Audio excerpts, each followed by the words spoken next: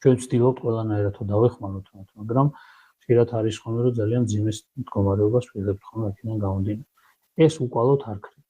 იცოდეთ ყველამ რომ იქ მონაწილე ნებისმიერი ოჯახის წევრი, რომელიც მე ოჯახში ბრუნდება, ის სული მიაქვს მას ოჯახში.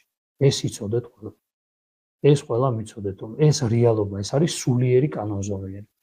ახლა ვიღაცამ გინდა აღიარეთ ეს, გინდა არ აღიაროთ ეს სულიერი კანონზომიერი. შეიძლება ვიღაცა მარტო თვლით, რომ ფიზიკური კანონზომიერება არსებობს, არსებობს ბიოლოგიური, ფსიქიკური, ზნეობრივი, მაგრამ იცოდეთ, არსებობს მეხუთე ზომიერება, ანუ კანონზომიერება, ეს არის სულიერი კანონები.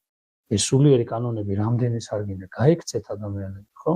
ესენი არსებობს. ეს სულიერი კანონი აუცილებლად სრულდება. ამიტომ ვინც სულს დაიზიანებს, მის გარშემო ის ატარებს აი ამ სულს, რომლითაც მოკლედ ასნებოვნებს და ასნეულებს მის გარშემო ყველას აი ამ სულით.